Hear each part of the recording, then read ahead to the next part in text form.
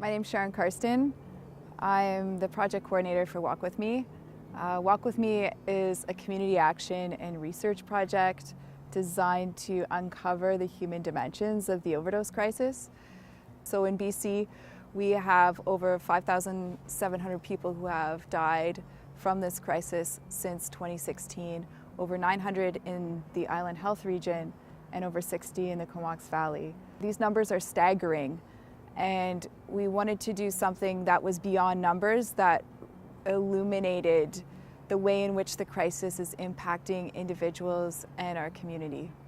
I met Sharon when I was doing the North Island Hospital project in the building of the hospital.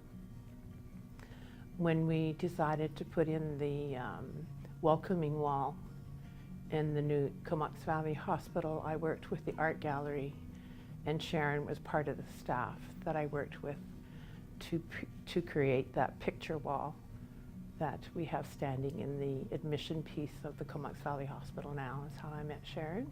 My name is Sam, and I'm the executive director of the Unhoused Society, and I'm also a person with lived experience. I was born in the Comox Valley, but I didn't grow up here, and I've been back for a short time. And I do have lived experience with addiction, like using drugs and being homeless. And part of that time was spent in the Comox Valley. And so to be back here and working on something like this, while being clean and sober and being able to give back to people who I can relate to on that level is pretty cool. Hi, I'm Leslie Jack Eaton, aka Teen Wolf, and I am a former drug user, and I got introduced to the people with the Walk With Me project through a gentleman named Grant, who in turn put me in touch to a gentleman named Sam, who then put me in touch with Sharon, and that's how I came to be involved. It's a multi-medium, I guess, platform to raise awareness for the opiate crisis and overdose crisis happening right now. It's a beautiful, art project, really, that uses the stories of people that have been through it and are going through it to bring awareness for people that may not know or have been ignorant or have not really had the desire to have any knowledge surrounding the overdose crisis right now. So in a nutshell, it's an art project that raises awareness for opiate epidemic right now. The Walk With Me project has been an awesome project for me to be a part of. I've really appreciated the way Sharon has embedded cultural safety in every step of the way in creating the stories from the vulnerable population that had the opportunity to tell their stories about their life experience for the first time. And it's being awesome to see how this has helped them to blossom. Like the connections that were made through this project with people with lived experience and policymakers and people that had no idea about this crisis. The connections that were made were amazing, and it's bridged a lot of gaps. I guess at this point we're trying to figure out how we can use those stories to create further change.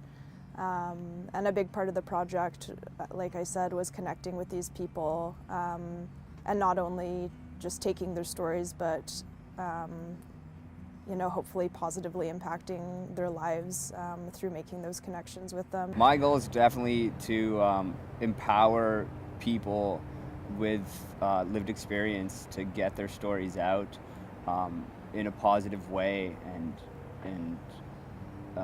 make some effective change from it.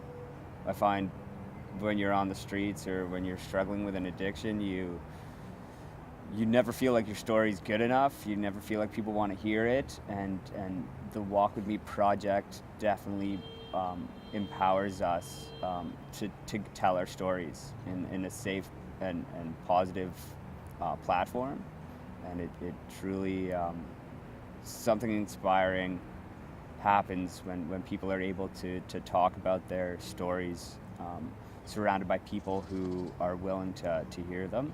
And I guess it's important now to have these stories heard so that people can see how addiction, it really doesn't discriminate against anybody, whoever you are. It can come at you if you're CEO of a company, or you're just coming out of like an abusive relationship, or you're like anywhere in between, a lawyer, doctor, policeman, a nurse, anything, anybody.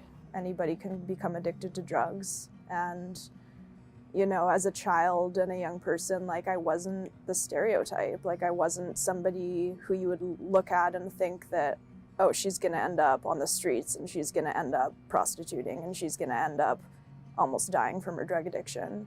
And yet that's where it took me. And then today, if someone were to meet me, they wouldn't think that I had lived that life. And that really just goes to show that, like, addiction doesn't discriminate. Yeah, I think it's all about building connections and building bridges between different groups of people. I think it all just comes down to, like, becoming a more compassionate community, and then also, you know, we need policymakers to be aware that, like, this is needed.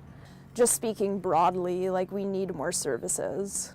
The lack of services in general, but even just in the Comox Valley, is staggering. Like, people need a place to go, and a place where they can be safe and where they can use safely and access any resources that they need. I'd like to see destigmatization of drug users. Drug users really do get quite a bad rap for, you know, for situations that they find themselves in. You know, it really wasn't up to them. And so the main thing I'd like to see is destigmatization. I tell everyone one of the best ways to help somebody, whether they're on the streets or they're in addiction, is, you know, spend 2 minutes to find out their name. You know, talk to them like a human being, say hi, connect with them, find out something about them, and that starts a conversation. And that conversation can lead to anywhere. It can bridge gaps. It can change people's perspectives. It can give people hope. So I think that's first and foremost is just starting that communication, that dialogue, and from there, then we start talking about how do we change policy and how does everything else look. But definitely, it's more communication.